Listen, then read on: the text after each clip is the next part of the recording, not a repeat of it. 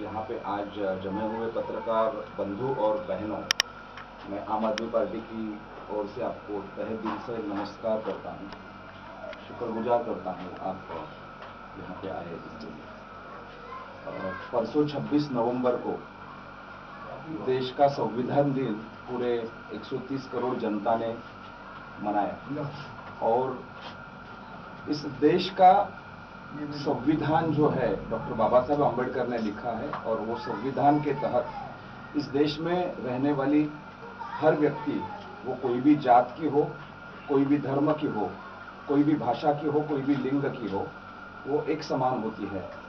और यही चीज लेके बाबा साहब ने संविधान बनाया था। मैं संविधान का उल्लेख इसके लिए करना चाहता हूं कि संविधान ही अपना सबसे बड़ा धर्म ग्रंथ है। बाकी वैयक्तिक स्तर पे हम जो धर्म का धार्मिक कार्य करते हैं, जो श्रद्धा होती है वो वैयक्तिक स्तर पे होती है। उसी दौरान आपको पता है कि देश की राजधानी दिल्ली में पूरे उत्तर भारत से, पंजाब हरियाणा से लाखों किसान दिल्ली की ओर कूच कर रहे हैं और उसी के साथ में भारतीय जनता पक्ष और देश के गृह मंत्री जो अमित शाह जी है, जो दिल्ली की पुलिस भी मैनेज करती है, उन्होंने दिल्ली सरकार को बोला कि हमें स्टेडियम दे दो, हमको स्टेडियम का जेल बनाना है और किसान को हमको जेल में डालना है। मुझे लगता है यहाँ पे मौजूद हर व्यक्ति किसान का बेटा है, अपने पुरखों ने खेती किसानी की है, सबका उससे रिलेशनशिप है और हमको जो खाने की हर रोज जरूरत पड़ती है, सुबह दोपहर को शाम को, जो हमें खाना खिलाता है उसी को जेल में डाल के उसी को बंदिस्त करना, जिसमें 90 साल की महिलाएं हैं, 10 साल के बच्चे हैं, फैमिलीज है, ये जो प्रवृत्ति है ये देश के संविधान के खिलाफ है। ये दमनशाही की तरफ विचार सोच वाली ये बात है और वही बात अपने कलवा ममरा में पिछले कई सालों से हो रही है। आप सभी को पता है कि विधानसभा के इलेक्शन के वक्त डॉक्टर साहब के रूप में हमने संविधान पे विश्वास ही नहीं बल्कि उसके तहत काम करने वाले नेतृत्व को जिम्मेदारी दी और वो जो भी 10 दिन का जो इलेक्शन कैंपेन था, हम यहाँ थे और हमने बहुत क्लोजली देखा है यहाँ का कब्रिस्तान की राजनीति। मतलब अलग अलग माफिया देखे हैं हमने, लेकिन कब्रिस्तान माफिया हमें फिर मुंब्रा में आके देखने के लिए मिला। शर्म आ गई हमें। क्या बात? कब्रिस्तान के ऊपर भी अगर माफिया बन जाए और वो जमीन लोगों के हक की, जो आम आदमी की जमीन है, उसके ऊपर भी अगर भ्रष्टाचार होगा तो इससे कितनी गिरी हुई सोच लोक प्रतिनिधि की और यहाँ के जो नेतागिरी करने वाले लोगों की हो सकती है, जो पूर्णतः असंवैधानिक है। उसका हम उस वक्त भी निषेध किया था और अभी भी हम निषेध कर रहे हैं। और किसानों का जो मोर्चा है, संविधान के तहत हम उसको पूरा समर्थन किया है। हमारे राष्ट्रीय नेता और दिल्ली के मुख्यमंत्री अरविंद जी ने अमित शाह के पुलिस को बोला कि हम ये स्टेडियम आपको नहीं देंगे और उन किसानों की दिल्ली में पूरी हमने व्यवस्था रखी है, उनको मास्क दे रहे हैं, सैनिटाइजेशन कर रहे हैं, उनके खाने की व्यवस्था, उनकी रहने की व्यवस्था, क्योंकि अभी ठंडी चालू हो गई है दोस्तों, आपको पता है, और उत्तर भारत में इस वक्त बहुत बड़ी ठंडी होती है। तो हम इस देश के हर नागरिक के साथ हैं। रहा प्रश्न जो मूल प्रश्न है, हम उसी वक्त से देख रहे हैं कि यहाँ पे दबंगगिरी बहुत चल रही है। इलेक्शन के दरमियान हमारे कार्यकर्ताओं के ऊपर खूनी हमला भी चलाया गया था। डॉक्टर फैजी साहब के घर पे एक डमी पत्रकार को झूठी तरह से भेज के उनके ऊपर गलत आरोप कर भी किए थे, वो भी हमें याद है। तो ये जो प्रवृत्ति है, ये जो हिटलर वाली प्रवृत्ति है, नाम लेंगे गांधी का, नाम लेंगे संविधान का, लेकिन कार्य करेंगे हिटलर जैसा, कार्य करेंगे दबंग जैसा, इससे कलवा मुंब्रा की जो जनता है वो परेशान हो चुकी है। आज का ये प्रेस कॉन्फ्रेंस लेने का मुख्य कारण यही है कि जिन्होंने दबंगगिरी की, जिन्होंने देश का संविधान लेके चुन के आने की कोशिश की, वो अभी सत्ता में है। उन्हीं के पास में सब है, गृह मंत्रालय भी उन्हीं के पास में है। और कलवा मुंब्रा की जनता को इतने डर के अंदर रखना कि जैसे कि वो इंसान है ही नहीं, हम इसका निषेध करते हैं। सत्ता लेना, करप्शन करना, माफियागिरी से पैसा कमाना और वापस सत्ता में आना और लोगों को सदैव दबा के रखना। इसलिए पत्रकार भाइयों ने जो सवाल पूछा था कि लोग क्यों नहीं ये करते, अगर लोगों का जीने का अधिकार अगर उनसे छीन के ले लिया तो लोग भी कमजोर हो जाते हैं, और यहाँ के जनता को कमजोर रखने का, डर के अंदर रखने की जो षड्यंत्र है, वो षड्यंत्र के लिए हमें वापस इकट्ठा होना पड़ेगा, आना पड़ेगा। उसी का हम ऐलान कर रहे हैं। यहाँ पे कुछ दिनों पहले एक राजनीतिक कार्यकर्ता की हत्या हुई, उसके जो फैमिली मेंबर्स है वो बोल रहे हैं कि मतलब सोशल मीडिया में आपके पास, सभी के पास आया है कि किसके ऊपर आरोप कर रहे हैं। हम पुलिस जो है, पुलिस को नम्र विनती करते हैं कि निष्पक्षता से इस मर्डर की इंक्वायरी हो, और इसमें जो लोग जुड़े हुए हैं उनके ऊपर कड़ी से कड़ी कार्रवाई होनी चाहिए। मुझे पता है कि मुंब्रा की जनता भले शांत हो, लेकिन वो सच्चाई के साथ में रहती है, वो सत्य के सामने रहती है, उनका हिंसा के ऊपर कुछ भी विश्वास नहीं है। और इसीलिए डरपोक लोग हिंसे के माध्यम से जो माहौल खराब कर रहे हैं उसका हम निषेध करेंगे। और डॉक्टर बाबा साहेब अम्बेडकर ने जो संविधान दिया है, महात्मा गांधी ने जो सत्य और अहिंसा का हमें मंत्र दिया है, वो लेके हम सबके साथ में खड़ा रहेंगे। कितना भी बड़ा सामने वाला गुंडा हो, किसी के नाम लेने की भी जरूरत नहीं है हमें, आप सभी जानते हैं उनको, उनके सामने हम गांधीगिरी करके, उनकी जो निष्क्रियता है, उनकी ये जो हिटलर की राजनीति है, उसको हम शांततामय मार्ग से सभी लोगों को साथ में लेके शांति से खड़े रहेंगे। मैं इतना कहना चाहता हूँ। और लास्ट मुद्दा यह है कि जो लोग सवाल पूछ रहे हैं इस व्यवस्था के खिलाफ, जो लोग सवाल पूछ रहे हैं, उनके ऊपर झूठी केसेस डालना ये शोभा नहीं देता, किसी भी नेताओं को ये शोभा नहीं देता। अभी कुछ लोगों ने तड़ीपार की बात की। तड़ीपार इस देश में कौन है सब कुछ पता है। जस्टिस लोया के मर्डर केस में क्या हुआ वो सब इतिहास है। और उसी के बारे में कुछ नेता ने यहाँ के बहुत बड़ा पॉलिटिकल स्टंट किया था, और वो अभी यहाँ के सवाल पूछने वाले लोगों को तड़ीपार की नोटिस देने के लिए प्रयत्न कर रहे हैं, ऐसा हमें सुनने के लिए आया। इस घटना का हम निषेध करते हैं। सवाल पूछने वाले लोगों को आप प्रेशर डालेंगे, झूठे इल्जाम लगाएंगे और उनको उधर किधर भी अटकाने की कोशिश करने वाले प्रवृत्ति का हम सदैव निषेध करते आए हैं। और अंत में मैं ये कहूंगा कि आम आदमी पार्टी जो है, दिल्ली में भी ऐसे ही दबंग बहुत सारे थे, वहां पे तो हमें चैलेंज किया गया। कांग्रेस ने हमें उन्हें वहां पे चैलेंज करके किया कि आप में अगर दम है तो आप खूब सत्ता में आके प्रश्न छुड़वा के दिखाइए। हम सत्ता में आए 2015 में, कांग्रेस कहाँ है दिल्ली में आपको पता है। और कांग्रेस के महाराष्ट्र के जो बाकी पक्ष है उनको मैं आज के इस पत्रकार परिषद के माध्यम से, आज ही उन्होंने महाविकास आघाड़ी सरकार जो है उन्होंने 1 साल पूरा किया है, उनको हम शुभेच्छा धन्यवाद तो देंगे ही देंगे, क्योंकि वो चुन के आए हुए लोग हैं। लेकिन उनको एक इशारा भी देते हैं कि संविधान के तहत कृपया राज्य चलाइए, दबंगगिरी मत करिए, नहीं तो इस देश की जनता साथ में आएगी, मुंब्रा की जनता साथ में आएगी, और हम उनके कंधे पे कंधे लगा के उनके साथ में खड़ा रहेंगे। कितने भी बड़ी तोप व्यक्ति हो, बिना डरे हम उसका प्रतिकार करेंगे। शुक्रिया।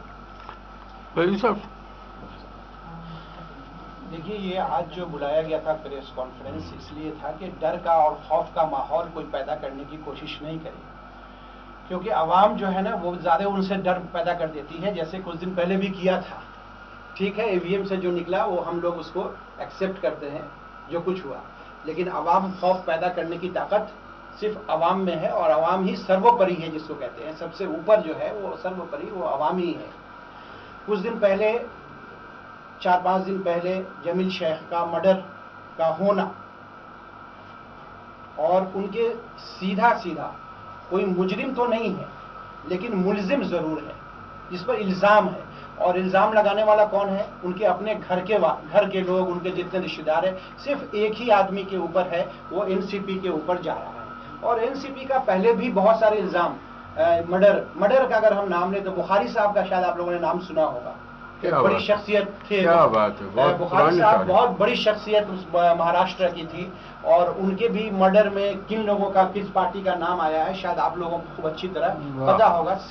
सेम ही इसका आया है। और अभी यहाँ मुंब्रा के अंदर आप पिछले देखेंगे 2009 से लेकर के आज तक कैसे खौफ का एक माहौल बनाया जाता है।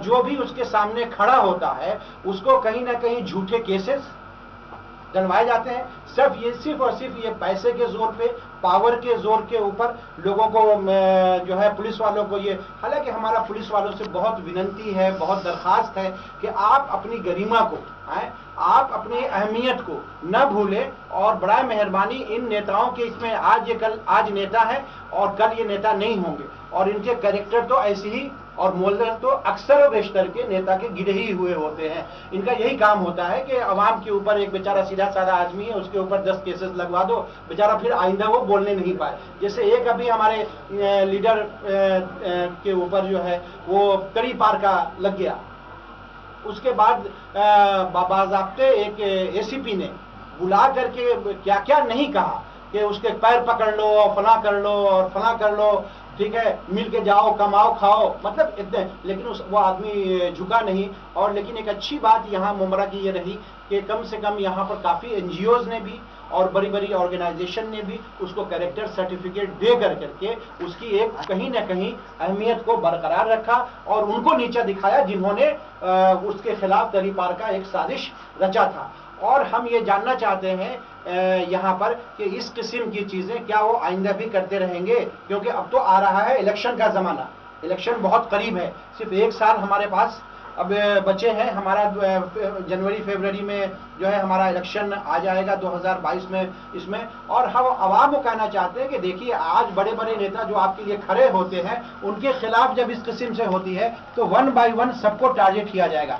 आवाम से है कि देखिए, आपका कुछ नहीं बिगड़ेगा, एक बार आप चेंज करके देख लीजिए, आप ये तय कर लीजिए कि हम एक भी वोट जो अभी सत्ताधारी है उनको हम इस मर्तबा नहीं देंगे। जैसे दिल्ली वालों ने एक बार तय कर लिया, अक्सरियत ने तय कर लिया तो आज सब आराम से हैं। उनके लिए यानी कि हेल्थ की फैसिलिटी भी बहुत अच्छी हो गई, उनके लिए बिजली का भी हो गया, पानी का भी हो गया, जितने सर्टिफिकेट बनते हैं वो भी सहूलत आसानी से घर पे मिल रही, यानी इतनी सारी सहूलतें, बसेस की फैसिलिटी हो गई, यानी इतनी सारी फैसिलिटी आज वो लोग अवेल कर रहे हैं सिर्फ एक चेंज ला करके। मैं आज यहाँ पे ऐलान करना चाहता हूँ, अगर इन लोगों ने सोच लिया, पब्लिक ने, कि आप आज टॉरेंट से परेशान है ना, मैं कहता हूं कि 5 साल के लिए एक बार आम आदमी को यहां दे दो गद्दी।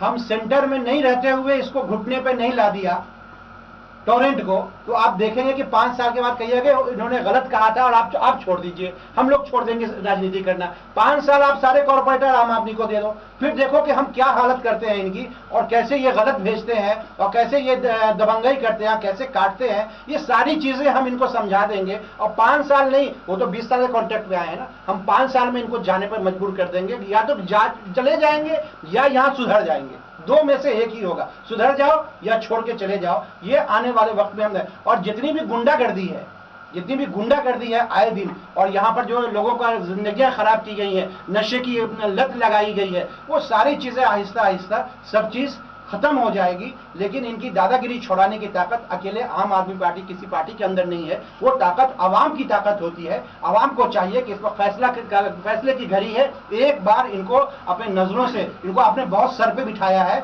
अब एक बार नजर से इनको गिरा करके आप हटाइए और चेंज ला करके देखिए कि अब क्या होता है नेक्स्ट 5 ईयर्स में। इसके लिए हमारी पूरी दरखास्त है, डर का, दहशत का, खौफ का माहौल सब इंशाल्लाह यहाँ से खत्म हो जाएगा इंशाल्लाह। अच्छा, एक चीज बोलना चाहता और मैं, सॉरी, आपको पता है कि आदरणीय शरद पवार साहब जो है वो महाविकास आघाड़ी की सरकार बनाने में उनका अहम भूमिका 1 साल पहले निभाई थी। बिजली का जो मुद्दा है उसके ऊपर पिछले 3 जून से लेके अभी तक आम आदमी पार्टी पूरे महाराष्ट्र में आंदोलन कर रही है, आपके मुंब्रा में भी काफी बार हुआ है।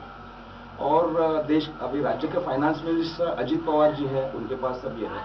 हमने राज्यपाल को जाके मिले, मुख्यमंत्री के पत्र लिखे, बिजली मंत्री को पत्र लिखे, और आपको पता होगा कि 1.5-2 महीने पहले नितिन राउत जी ने बोला था कि हाँ, हम 100 यूनिट तक का बिजली का बिल माफ करने की ये कर रहे हैं, लेकिन अभी सरकार ने यू टर्न की है। पिछले हफ्ते में पवार साहब, शरद राव जी पवार साहब और अजित पवार जी के जो मुखिया है, जो राष्ट्रवादी पार्टी के, उनके पुणे के निवास स्थान पे आम आदमी पार्टी की करीब 400 से 450 लोगों ने आंदोलन किया। ये उनके 50 साल के करियर में पहली बार कोई राजनीतिक पार्टी है जिन्होंने उनके घर पे सामने जाके आंदोलन किया है। देखो, ये करने के लिए आपके पास तो धैर्य लगता है, निर्भीकता से करना तो चाहिए, लेकिन आपकी छवि भी बहुत शुद्ध होनी चाहिए। क्योंकि क्या होगा नहीं तो, अरे ये आए हैं क्या, ठीक है, तो इसको हम अटकाते हैं, ये किधर तो इसकी किधर तो फाइल है। साथ में आम आदमी, आम औरतें उतरी थी। मैं इस पत्रकार परिषद के माध्यम से आपको विनंती करूंगा कि मुंब्रा में फैलना चाहिए, पूरे देश में, राज्य में फैलना चाहिए कि हम पवार साहब के घर के सामने जाके प्रोटेस्ट कर सकते हैं। अच्छा, सिर्फ बाकी आगे की बात जो है वो आप समझ लीजिए। देखिए, अब आप जिस तरह से कहा कि आज मुबारकबाद भी दिया आपने और उसके बाद में आप कह रहे हैं परिवर्तन भी ले आओ, दोनों तरफ से दोनों को, पब्लिक को और पॉलिटिशियन को खुश कर दिया, क्या गारंटी है कि आप लाकर यहाँ आने के बाद परिवर्तन ले आएंगे? सर, बहुत अच्छा सवाल है आपका। हमने दिल्ली में, मैं आपको जैसे रेफरेंस दिया कि कांग्रेस पार्टी के नेता ने दिल्ली में हमें चैलेंज कर दिया कि आप दिखाओ, आप सिर्फ आंदोलन करते हो, आप सिर्फ बड़ी बड़ी बातें करते हो, सत्ता में हमसे लड़ो, चुन के और करके दिखाओ। पिछले 6 साल में दिल्ली में आम आदमी पक्ष ने क्या करके दिखाया है आपको सभी को पता है। देश में सबसे सस्ती बिजली जो है वो दिल्ली में मिलती है, बल्कि दिल्ली में बिजली का मैन्युफैक्चर नहीं होता। हमने दिल्ली में जो किया है वो हम महाराष्ट्र में, हम देखिए दिल्ली की परिस्थिति दूसरी है, वहाँ वो दाल बाटी खाते हैं, यहाँ पे धान की चिकोरी खाते हैं। तो यहाँ की परिस्थिति के हिसाब से बताइए, यहाँ क्या परिवर्तन? यहाँ पे पानी का मुद्दा नहीं है, यहाँ पे रोड का मुद्दा नहीं है। अभी आप जो जिस रास्ते से आए, कितना परिवर्तन आप लोग लाए, आपने आंदोलन भी किया, आपने अर्जियां भी दिए, हाँ, और लोगों से निवेदन भी किए, कितना परिवर्तन लेके आए? क्या जैसे MSEDC का क्या हुआ, पानी का क्या हुआ, रोड पे जो अभी देखिए, जो भी हम करना चाहेंगे आगे जाके वो भारत के संविधान के तहत ही करेंगे। हम अहिंसात्मक मार्ग से यानी आपको सत्ता चाहिए? सत्ता आपको, मतलब हम सबको साथ में लेके जाएंगे। सत्ता के सिवा इनको परिवर्तन करके दिखाने का दिल्ली मॉडल बन चुका है। हम बोलते हैं कि हम महाराष्ट्र में या थाना में भी या मुंबई में भी दिल्ली जैसा काम करके दिखाएंगे। सर, आपसे वही सवाल करना चाहता था। महाराष्ट्र में आप सत्ता में नहीं है, आप विपक्ष में है, इसलिए आप आवाज उठा सकते हैं, आंदोलन कर सकते हैं, परंतु आप दिल्ली में पूर्ण बहुमत की आपकी सरकार है और माइनॉरिटी ने एक बड़ा भरोसा आपके ऊपर किया कि उससे सबूत है अमानतुल्लाह खान साहब इतनी बड़ी लीड से जीते। उसके बावजूद देखा जाए, माइनॉरिटी ने जो आपके ऊपर भरोसा किया था उसमें कहीं भी, चाहे आपके पार्षद ताहिर हुसैन का मामला देखा जाए या आपके जो JNU के स्टूडेंट थे उमर खालिद, उनके केसेस में अप्रूवल देके गवर्नमेंट कहीं शक के दायरे में नहीं आती। लोग यहाँ पे हमसे सवाल करते हैं कि गवर्नमेंट को जिस तरह माइनॉरिटी का विश्वास जीतना चाहिए था, उस तरह गवर्नमेंट उनके साथ में खड़ी नहीं है या नहीं कर पा रही माइनॉरिटी के को सेफ फील कराने का जो काम है। इसमें क्या है, आपको पता है कि पिछले 6 साल से देश में क्या हो रहा है धर्म के नाम के ऊपर। हमारे शुरुआत के 2015 से लेकर 2018 में हमारे करीब 24 MLAs के ऊपर धर्म के ऊपर ही गलत ये करके, गंदी राजनीति करके भारतीय जनता पक्ष ने हमें फंसाने की कोशिश की। क्योंकि देखो, आपको पता है कि सोशल मीडिया की बहुत ही शैतानिक सिस्टम उनके पास है, मीडिया उनके पास है। आपको पता है कि परसों के दिन में जी24 तास का जो संपादक है आशीष जाधव जी, उनको इतना प्रेशर डाला, उसको रेजिग्नेशन देना पड़ा। मैं ये कहना चाहता हूं कि हमारे ऊपर जो जो आरोप हुए, जो जो कॉन्स्पिरेसी की, उससे सभी इससे हमारे 24 आमदार बाहर आए। मैं आपको सिर्फ इतना कहूंगा, मैं इसलिए देश का संविधान की बात कर रहे हैं। हम खुद अमानतुल्लाह भाई के साथ में ओखला में काम किया है, अमानत भाई यहाँ पे भी आए थे, और हमने जो बातें की वही हमारी मैनिफेस्टो का भी एक हिस्सा भी था। हम कोई भी कितना भी प्रेशर आए तो भी हमने लाइन नहीं छोड़ी है। ताहिर हुसैन आपकी पार्टी के पार्षद थे, उनके बिहाफ में या दूसरे केसेस में आपने माइनॉरिटी का विश्वास जीतने के लिए क्या किया वहाँ पे?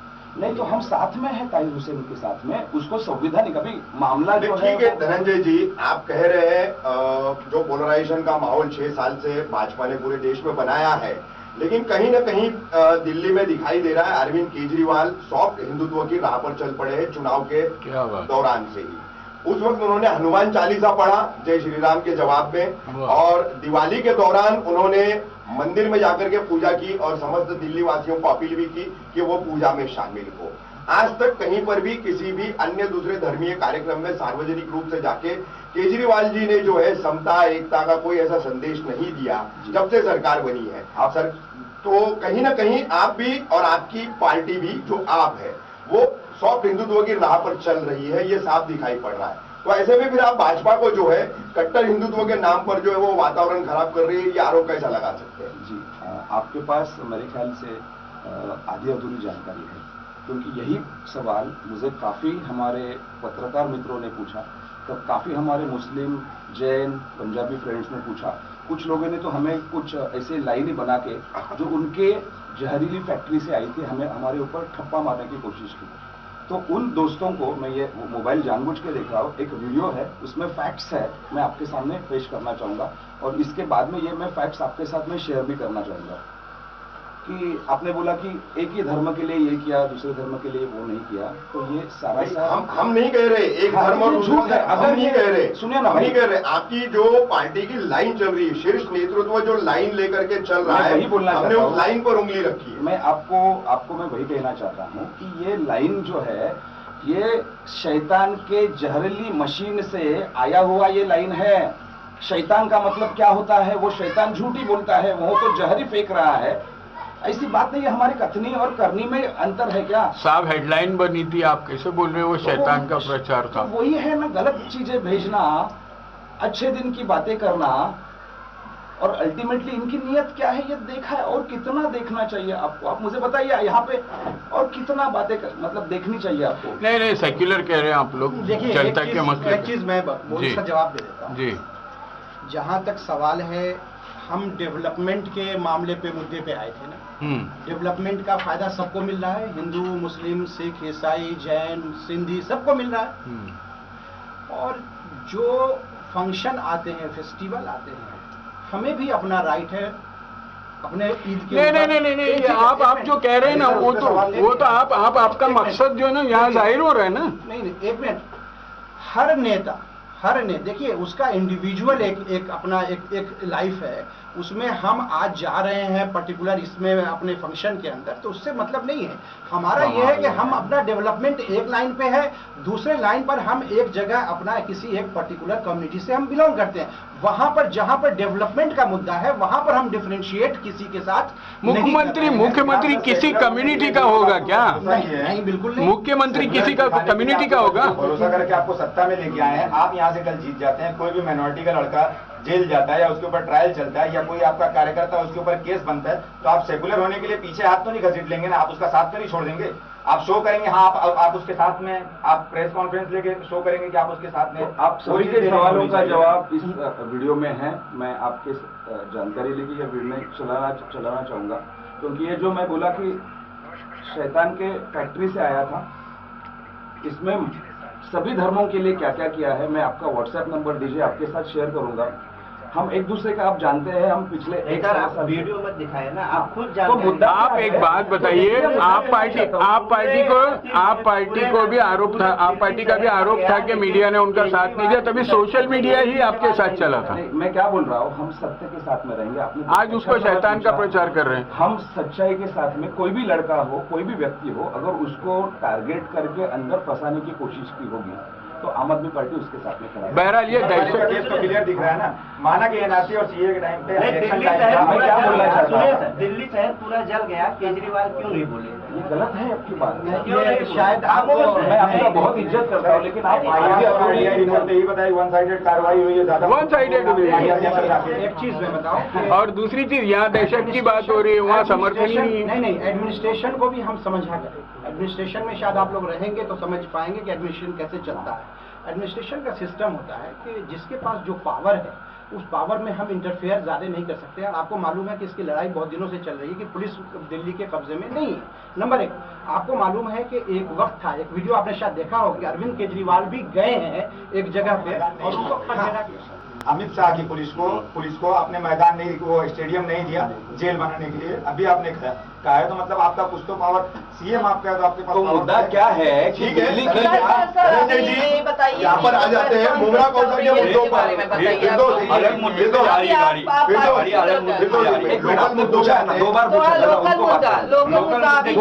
वही लोकल मुद्दा।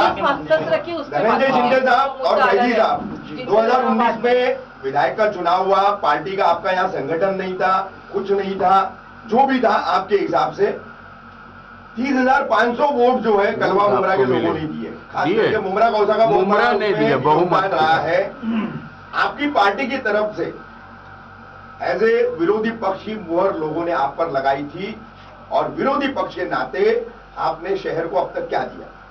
जी, आपको ये मालूम होना चाहिए कि देने और लेने की बात, तब होती है जब कोई पावर में होता है वही दे सकता है, दूसरे जब तक विपक्ष होंगे। मैंने कई बार लोगों का शायद सुना भी होगा कि मनमोहन सिंह 10 साल प्लानिंग कमीशन के चेयरमैन थे, 2 टर्म, 10 साल रिजर्व बैंक ऑफ इंडिया के 2 term reserve bank of India के गवर्नर थे और 10 साल प्राइम मिनिस्टर थे।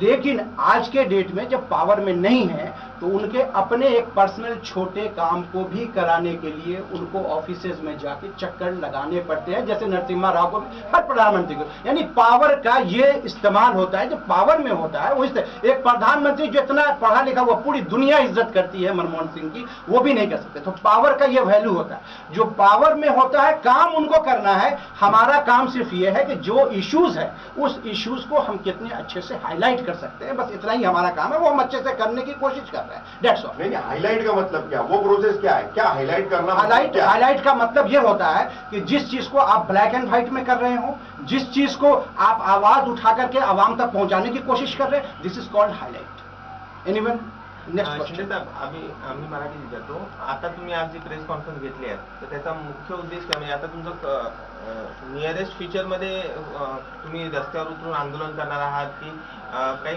रोड मॅप त्याच्यात कॉन्क्रीट होणार आहे की फक्त नॉर्मल? तर आम आदमी पक्ष, स्पेसिफिकली खूप चांगला प्रश्न विचारला तुम्ही, धन्यवाद। तर आम आदमी पक्ष ही रस्त्यावर उतरून काम करणारी आणि लोकांच्या प्रश्नांवरती आंदोलन करणाऱ्या कार्यकर्त्यांची, सर्वसामान्यांचा पक्ष आहे। आणि या निमित्ताने आजच्या प्रेस कॉन्फरन्सच्या निमित्ताने जे काही कळवा मुंब्रा किंवा ठाणे या याच्यातले जे काही प्रश्न आहेत त्याच्या संदर्भात आपण चर्चा ठेवलेली आहे। दुर्दैवाने इथे भीतीचं प्रचंड वातावरण निर्माण केलेलं आहे आणि लोकांना, म्हणजे जी राजकीय हत्या झाली त्याच्यामध्ये सुद्धा त्या कुटुंबाला पण हे मिळालं, न्याय मिळाला पाहिजे, कायदेशीर पद्धतीने न्याय मिळाला पाहिजे। त्याचबरोबर जे लोक प्रश्न विचारतात त्यांना जर तडीपार केलं जात असेल तर ही अन्याय्य गोष्ट आहे। प्रश्न विचारणाऱ्या माणसाचं प्रश्न ऐकलं पाहिजे लोकप्रतिनिधींनी, त्याला तडीपार करणं किंवा त्याच्यावरती प्रेशर टाकणं, विविध सध्या सत्तेमध्ये असल्यामुळे पोलीस बलाचा वापर करून याचा निषेध करण्यासाठी आलेलो आहोत। आणि मुंब्रावासियांना सांगायचं आहे आम्हाला या निमित्ताने की तुम्ही घाबरू नका, आम्ही तुमच्या बरोबर आहेत। कोणाचेही काहीही प्रश्न जरी असतील तर कृपया आमच्याशी संपर्क साधा, आम्ही तुमच्या बरोबर येऊ आणि संविधानिक मार्गाने तो प्रश्न सोडवण्याच्या दृष्टीने प्रयत्न करू। तुमच्या बरोबर जमिनीवरती आपण येऊन लढू। आपण टॉरेंटवरती, विजेच्या प्रश्नावरती बरंचसं आंदोलन केलेलं आहे। जे काही सगळे प्रश्न आहेत त्याच्या संदर्भात येणाऱ्या काळामध्ये एकत्रपणे आपण संविधानिक मार्गाने आंदोलन करूच। पण मुख्य म्हणजे 1.25 वर्षानंतर डॉक्टर साहेबांनी जसं सांगितलं की महानगरपालिकेची निवडणूक होते आणि महानगरपालिकेच्या निवडणुकीमध्ये आम आदमी पक्ष पूर्ण ताकदीनिशी लढणार आहे। 1 वर्षापूर्वी ज्या लढाईमध्ये आपण लढलो त्यावेळेस समस्त मुंब्रावासियांनी आमच्या अपेक्षा खूप, म्हणजे आमच्यावरती विश्वास ठेवला, त्याचं मनापासून त्यांना आदरपूर्वक नमस्कार तर करतोच, त्यांना सलाम तर ठोकतोच, पण त्याचबरोबर त्यांच्या आशा आकांक्षा ज्या आहेत, त्यांच्या अपेक्षा ज्या आहेत, त्यांना न्याय मिळणं त्या पूर्ण होण्याच्या दृष्टीने प्रामाणिकपणे आपण प्रयत्न करू। आणि नगरपालिकेच्या निवडणुकीमध्ये मतपेटीच्या माध्यमातून तुम्ही पण सांगा की चांगली लोक कोण आहेत, जे राजकारणात येत नाहीत ना, अशी माणसं तुम्ही द्या, त्यांना आपण ताकद देऊ, उनको हम ताकद देंगे आणि त्यांना निवडून आणू आणि इकडचे प्रश्न सोडवू। आणि हीच तर पार्टिसिपेटरी डेमोक्रेसी आहे ना। आपल्या देशातली जी लोकशाही आहे ती लोकशाही म्हणजे लोकांच्या विकासासाठी केलेलं राज्य, ही भूमिका किंवा ही डेफिनेशनच प्रस्थापित राजकीय पक्षांनी खोडून काढलेली आहे। आणि म्हणून या निवडणुकांमध्ये सुद्धा एकत्र येऊया आपण। तुमच्यापैकी चांगली लोक आहेत, चांगल्या विचाराचे पत्रकार आहेत। तुम्हाला माहिती आहे दिल्लीचे उपमुख्यमंत्री मनीष सिसोदिया स्वतः पत्रकार होते। एक पत्रकार दिल्लीमध्ये शैक्षणिक क्रांती करू शकतो। तर त्यानिमित्ताने आम्ही सगळ्यांना आवाहन करतो, विनंती करतो की चांगली माणसं तुम्ही पण या ह्या प्रक्रियेमध्ये। नाहीतर म्हणजे आमचा एक नारा आहे, कौन बनाता हिंदुस्तान, देश का मजदूर, किसान और आम आदमी, वही तो बनाता है ना हिंदुस्तान। खाना खिलाने के लिए अडानी अंबानी नहीं जाती। हेच रिपीट करा हिंदीमध्ये, हीच भूमिका हिंदीमध्ये रिपीट। चालेल। 1 साल पहले विधानसभा के इलेक्शन के दौरान हमने डॉक्टर फैजी साहब के माध्यम से, जिनका बैकग्राउंड आप सभी को पता है कि यूनाइटेड नेशंस में काम किया है, पॉपुलेशन साइंस में उनका PhD है, तो उनके रूप में एक कॉमन आम आदमी को हमने उम्मीदवारी दी थी। और यहाँ के प्रश्नों के खिलाफ हम निर्भीड़ता से खड़े हुए, लोगों ने हमारे ऊपर विश्वास रखा। मैं तो बोलता हूँ कि आम आदमी पार्टी की जीत हुई है, 30,500 वोट सिर्फ 11 दिन में ये करके। और सामने वाले जो भी उम्मीदवार चुन के आए उनकी क्या अवस्था हुई थी उसके वीडियोस भी घूम चुके हैं क्या नाटक किया उन्होंने, नाटक बना के ये तो मैं ड्रामा कर रहा था, वो सब जगह पे लीक हुआ है। हम इस प्रेस कॉन्फ्रेंस के माध्यम से आप सभी को आश्वस्त करने आए हैं कि हम वही सोच लेके यहाँ के जो लोकल इश्यूज है, हम सत्ता में आने के लिए यहाँ के लोगों को हमारे साथ जुड़ने के लिए आह्वान करते हैं। जो अच्छे लोग हैं, जो राजनीतिक क्रांति में सब शामिल होना चाहेंगे, पत्रकार हो, डॉक्टर हो, वकील हो, इंजीनियर हो, हाउसवाइफ हो, स्टूडेंट्स हो, हम उनसे विनती कर रहे हैं कि अब हमारे साथ में जुड़िए, आइए आम आदमी की पार्टी के साथ में लड़ाई लड़िए, इलेक्शन लड़िए, हम जीत के आएंगे। और क्योंकि हमारा विकास जो है, मुमरा की जनता का विश्वास, ये मुमरा की जनता में चुने हुए लोक प्रतिनिधि आम आदमी पार्टी के माध्यम से हम करेंगे और अच्छा एक नया मॉडल करके दिखाएंगे 5 साल में, जो पिछले 70 साल में भी नहीं हुआ। सभी पार्टियों को चांस दिया है आपने। तो इस माध्यम से हम ये प्रश्न सुलझाने की कोशिश करेंगे, क्योंकि हर चीज के लिए डॉक्टर साहब ने जैसे बोला कि यहाँ का 100 करोड़ रुपया भी इस्तेमाल नहीं किया, तो जो इलेक्टेड रिप्रेजेंटेटिव्स है उनको सरकार चलाने को ही नहीं आती। 100 करोड़ बहुत बड़ी चीज होती है। मुझे लगता है 100 करोड़ में से 25 करोड़ भी अगर इस्तेमाल करेंगे तो मुमरा के बहुत सारे प्रश्न छूट सकते हैं। इसके लिए कुछ बड़ी चीजों की जरूरत नहीं होती, कॉमन सेंस की जरूरत होती है, लेकिन उनका आर्थिक व्यवहार, आर्थिक हित संबंध इसमें बीच में आता है। इनकी नियत का सवाल है, इनकी नियत खराब है। हम अच्छी नियत से, ईमानदारी से काम करने के लिए आए हैं। आगे अगले 1.25 साल में हम ईमानदारी से काम करेंगे और उनको इसी ग्राउंड पे, इसी एरिया में उनको हम पराजित करेंगे, यह हमें आत्मविश्वास है। फैजल साहब, मेरा आपसे सवाल है कि इन दिनों शहर के अंदर टोरेंट का जो मामला है काफी गरमाया हुआ है, लोग काफी परेशान है टोरेंट को लेके, और आपने भी और आपकी पार्टी ने टोरेंट के खिलाफ काफी संघर्ष किया है और अब तक करते चले आ रहे हैं। मेरा आपसे सवाल है कि पिछले विधानसभा चुनाव में जब आप उम्मीदवार थे तो उस समय जो एमआईएम है उसने आपको फुल सपोर्ट किया था उस चुनाव के अंदर, और वही एमआईएम पार्टी अब 1 दिसंबर को भूख हड़ताल करने जा रही है टोरेंट के खिलाफ। तो क्या आपकी पार्टी एमआईएम को सपोर्ट करेगी इस टोरेंट के मुद्दे पे? देखिए, हम तमाम उन मुद्दे में हम सब आम आदमी है ना, हम सबके साथ हैं। जो भी आवाम के भलाई के लिए मिलके काम कर रहे हैं, हम सबके साथ हैं। आपकी पार्टी क्या कदम उठा रही है टोरेंट पर? किसके ऊपर? टोरेंट के ऊपर। देखिए, टोरेंट, आप टेक्निकली हम जाएंगे तो हम टोरेंट पे कम, हम MSCDCL पे ज्यादा प्रहार करने जा रहे हैं, और वो हम यहाँ पे नहीं करने जा रहे हैं। हम उनके सेक्रेटरीज के साथ बैठ रहे हैं। हमने आपको शायद दिया था एक पेज, लास्ट टाइम दिया था, उसमें सारे हिंदुस्तान के सारे प्रोवाइडर का वो क्या क्या रेट लगाते हैं, कैसे लगाते हैं, कौन चार्जेस लगाते हैं, किस रेट पे लगाते हैं, ये हम टोरेंट के साथ बैठ के नहीं कर सकते। ये हमें बैठना पड़ेगा सेक्रेटरीज के साथ, किनके? जो एनर्जी मिनिस्टर के हैं सेक्रेटरीज। जब हम कन्विंस उनको कर लेंगे कि जब हिंदुस्तान के सारे जगह कहीं भी सबसे ज्यादा प्रोडक्शन यहाँ पे होता है, सबसे महंगी बिजली यहाँ पे है, और आप ये चार्जेस लगाते हो, और जहाँ पे कुछ नहीं होता उसके बाद भी वो चला करके वो अपने फायदे में है और पब्लिक खूब उसका लूट भी रही है, तब भी फायदे में। तो हम यहाँ पे जब MSCDL जिस दिन कम कर देगी, ये फ्रेंचाइजी है, इनका ऑटोमेटिकली सब चीज आएगा। अब उनको परोड़ेगा तो ये रहेंगे, नहीं तो ये यहाँ से छोड़ करके इनको निकलना पड़ेगा। तो हमारा, आप टेक्निकल इसमें जाएंगे तो हमें MSCDCL पे प्रहार करना है, क्योंकि MSCDL असल प्रोवाइडर है पूरे महाराष्ट्र की। ये तो एक छोटे से फ्रेंचाइजी हैं जो यहाँ पर अभी मंडी में देते हैं, इनको हमें इनको यहाँ पर हम रोक सकते हैं बिल देने के लिए, ठीक है। जो उनका कॉन्ट्रैक्ट हो चुका है उस पर हम ज्यादा अब उस पर कुछ भी नहीं कर सकते, सिवाय इसके कि हम ऊपर से हम MSCDL का जो है वो सारे जितने भी रेट है, जैसे एक दुकानदार, लास्ट टाइम भी मैंने बोला था, सिर्फ एक दुकानदार 1 यूनिट जलाएगा महीने में, कितना नहीं भी जलाएगा तो उसको 500 रुपए, 498 रुपया 47 पैसे का बिल आएगा। क्यों?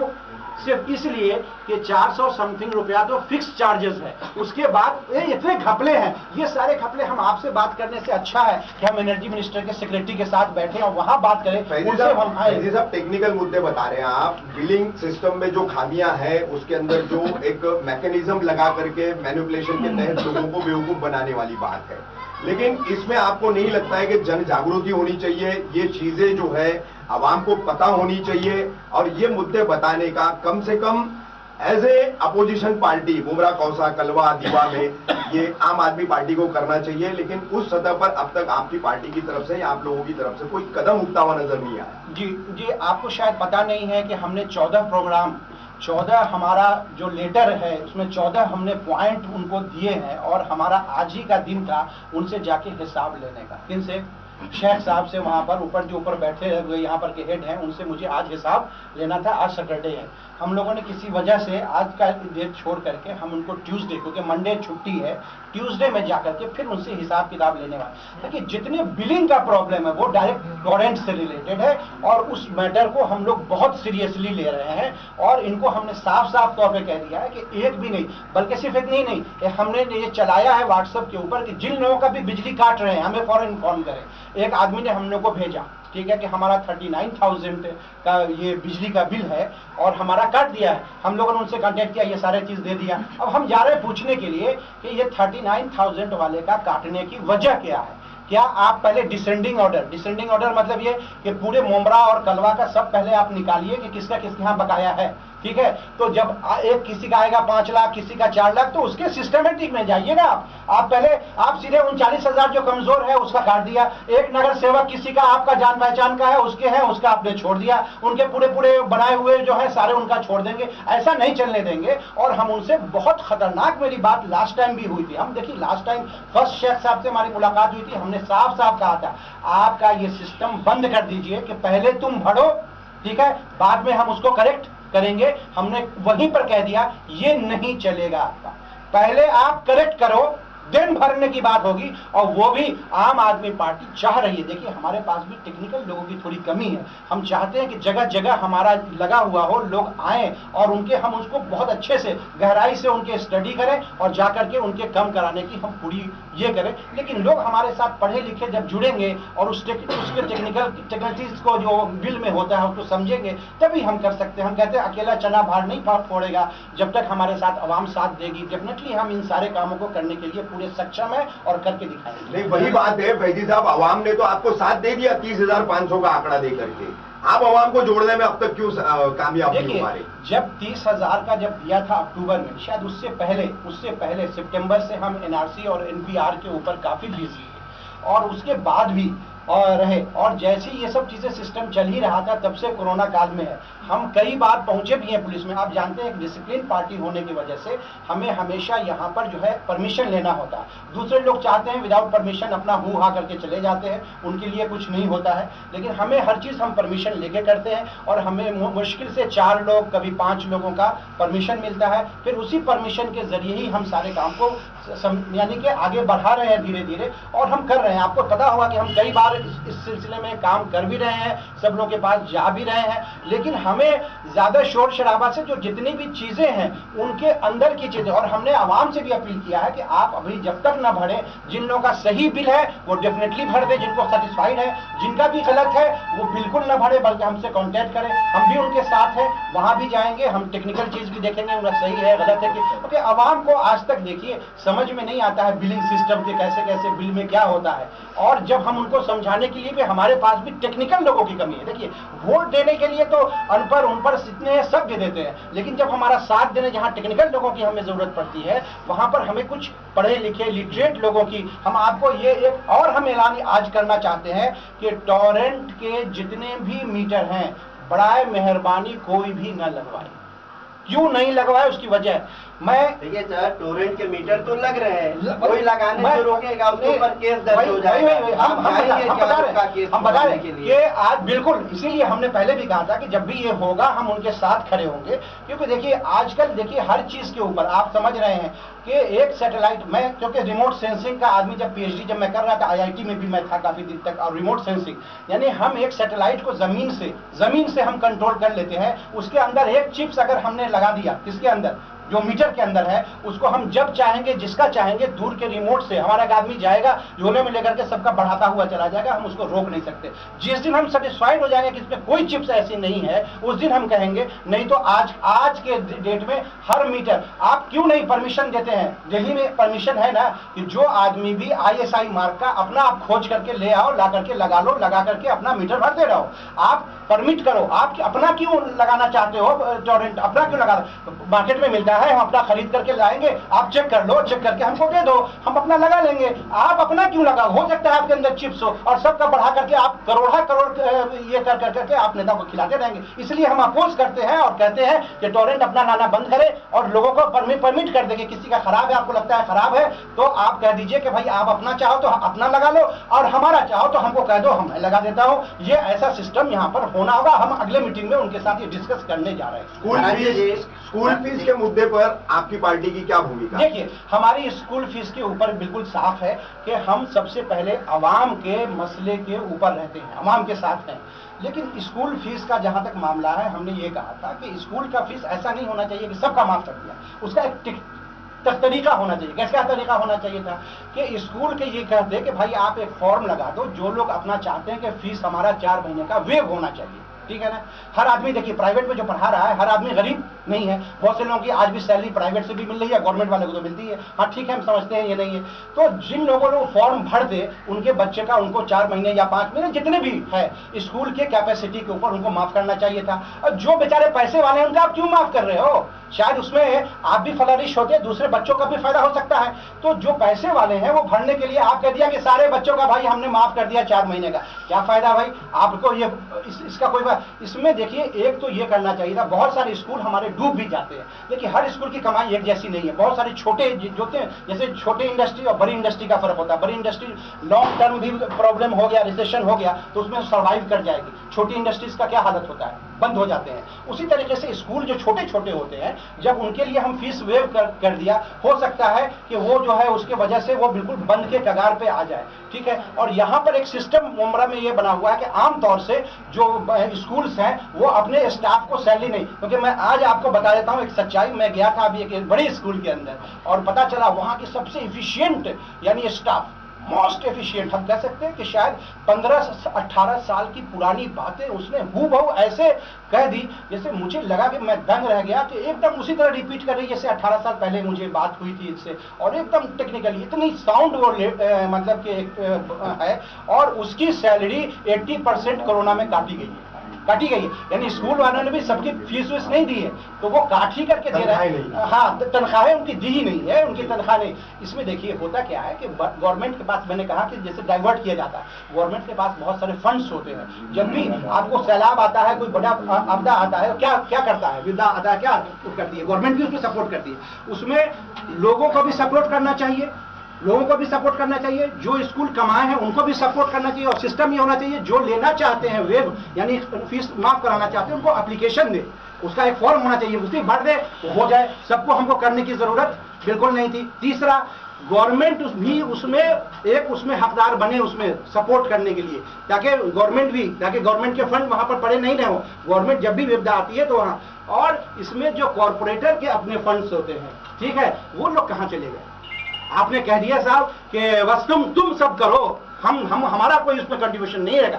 आपके बहुत सारे फंड्स होते हैं, आप उसको डाइवर्ट, आप बड़े और वो भी जो मंत्री हैं बहुत सारे, जैसे जिन लोगों का बहुत पैसे होते हैं, जैसे मान लीजिए अजीम प्रेम जी, अंबानी, ये लोग तो ऐसे ही खैरात करते रहते हैं। नेता तो खैरात करते हैं कब? जिस दिन वोट का आखिरी दिन होगा तो 4 करोड़ खत्म, 5 करोड़ खत्म कर देते हैं। लेकिन जब ऐसी प्रॉब्लम आएगी तो आप अपना कंट्रीब्यूशन नहीं बताया कि ये हमारी तरफ से भी ये 1 करोड़ रुपया देते हैं।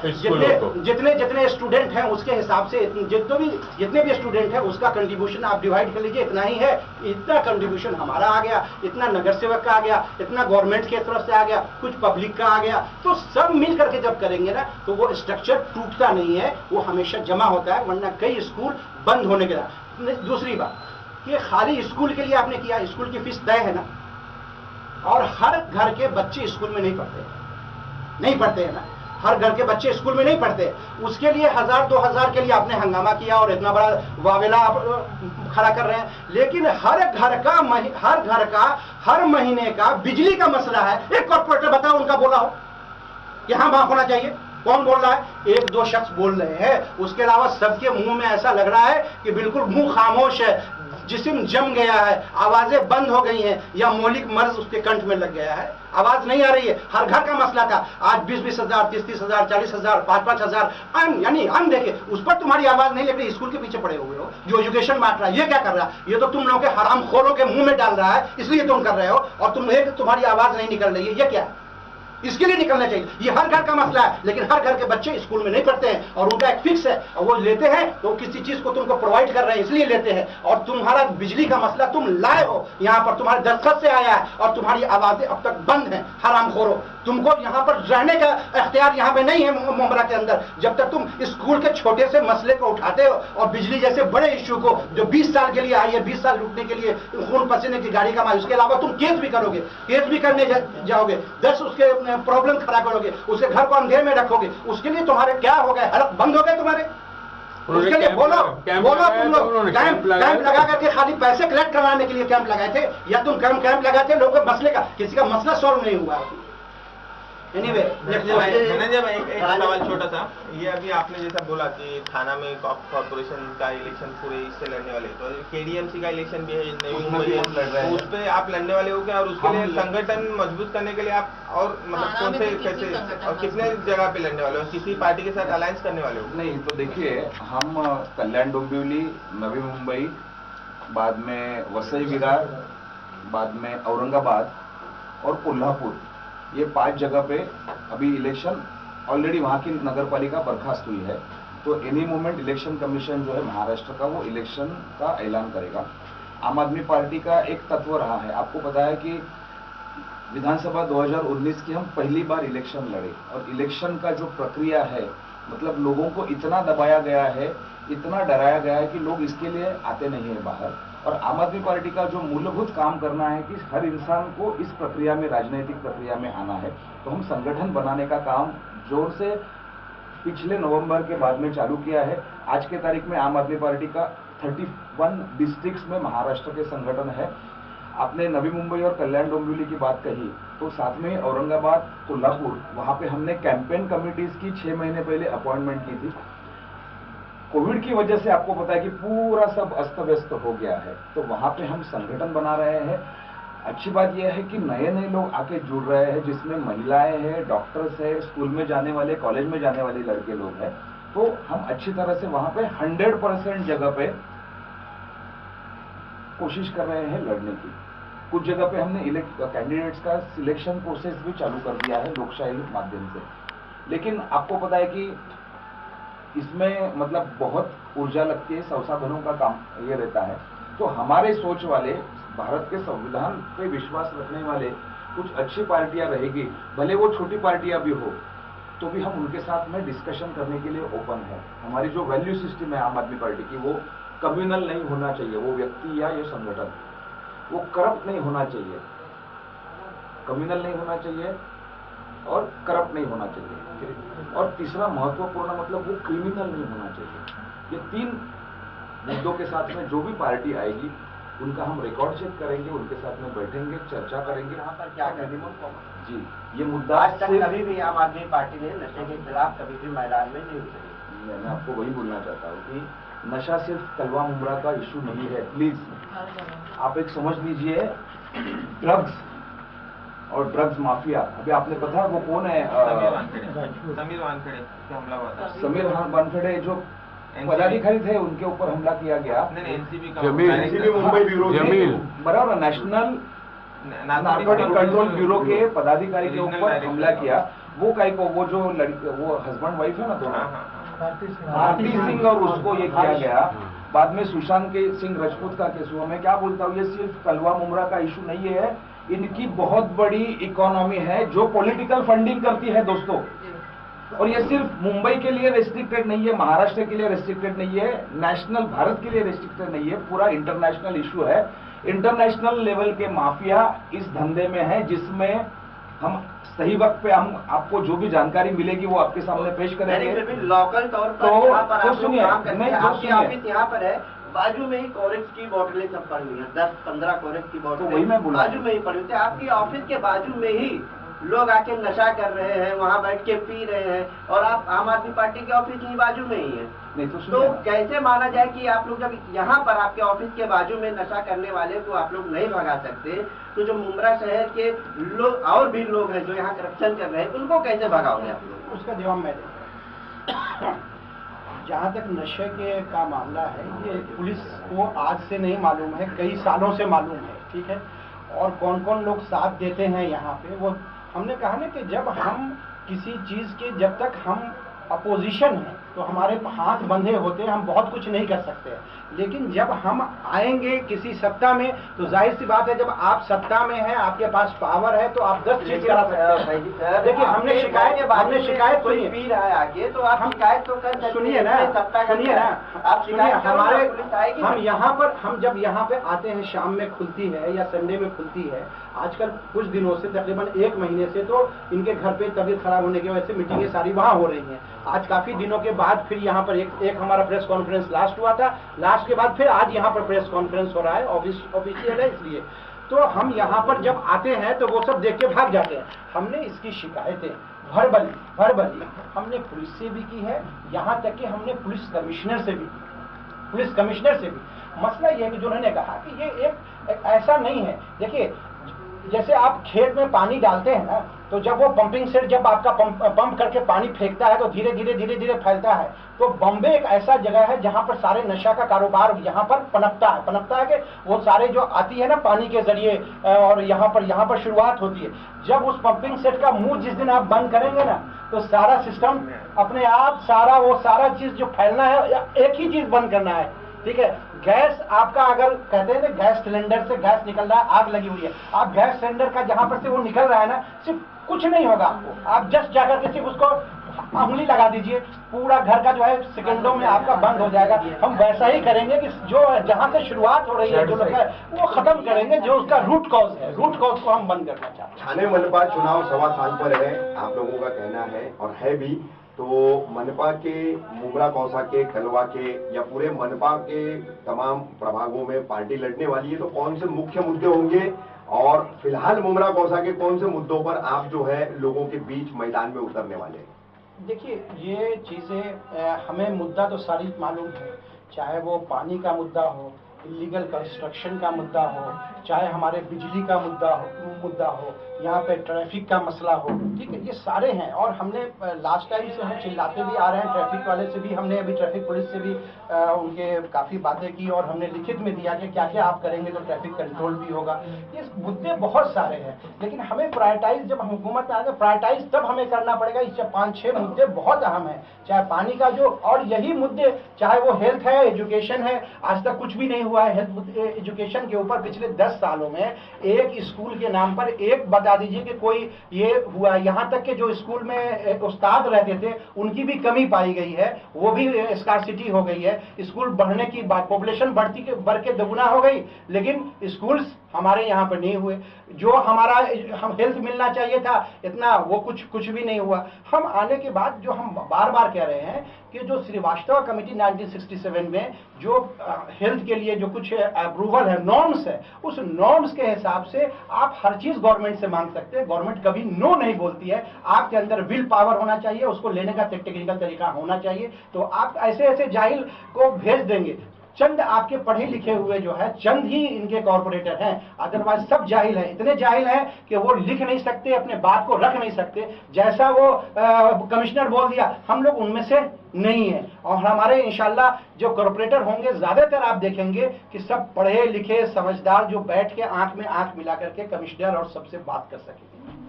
धराजी जी, आपने कहा कि कब्रिस्तान माफिया, तो क्या कब्रिस्तान के मुद्दे को लेकर आप वाकई मुद्दे बात कर रहे हैं, उस पर हम बहुत ही सीरियस है।